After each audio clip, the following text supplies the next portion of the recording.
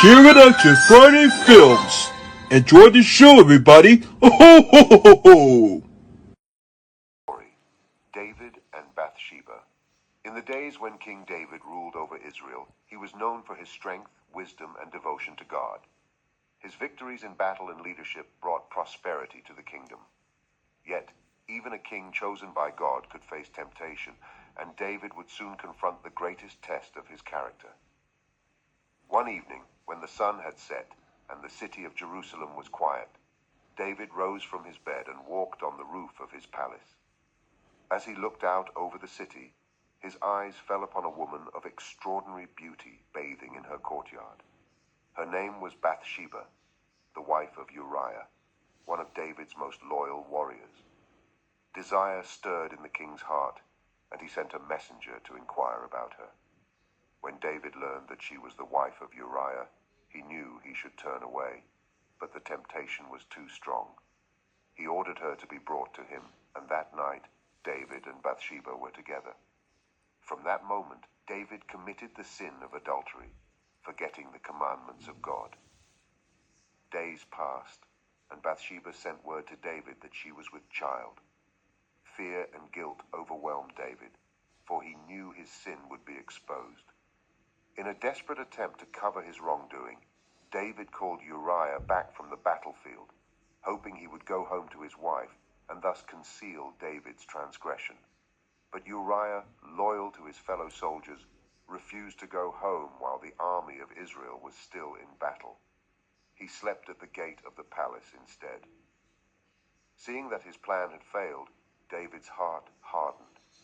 He wrote a letter to Joab, the commander of his army, and sent it by Uriah's own hand. The letter read, "Set Uriah in the forefront of the fiercest battle, and then withdraw from him so that he may be struck down and die." Joab followed the king's command, and Uriah fell in battle. After Uriah's death, Bathsheba mourned for her husband. When her period of mourning ended, David took her as his wife, and she bore him a son. But the Lord saw everything that David had done, and he was displeased. The prophet Nathan was sent by God to confront David. Nathan told him a parable. There were two men in a city, one rich and the other poor. The rich man had many flocks and herds, but the poor man had nothing except one little ewe lamb that he loved like a daughter. One day, a traveler came to the rich man, but instead of taking from his own flock, he took the poor man's lamb and prepared it for his guest. David's anger burned against the man in the story, and he said to Nathan, "As surely as the Lord lives, the man who did this must die. He must pay for the lamb 4 times over because he did such a thing and had no pity." Nathan looked at David and said, "You are the man. This is what the Lord, the God of Israel, says. I anointed you king over Israel, and I delivered you from the hand of Saul. I gave you your master's house and the wives of your master into your arms. And if all this had been too little, I would have given you even more. Why did you despise the word of the Lord by doing what is evil in his eyes? You struck down Uriah the Hittite with the sword and took his wife to be your own." David's heart was pierced with remorse. He realized the gravity of his sin and said to Nathan, "I have sinned against the Lord." Nathan replied, "The Lord has taken away your sin. You are not going to die.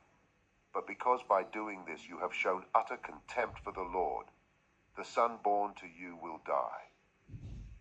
Sorrow filled David's house, and though he fasted and pleaded with God to spare his son, the child fell ill and died.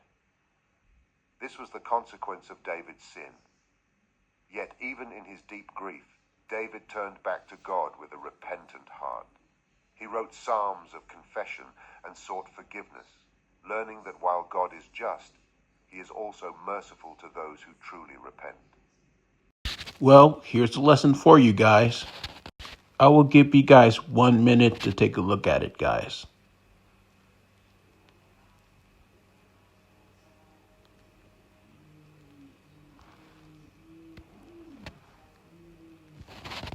Thank you.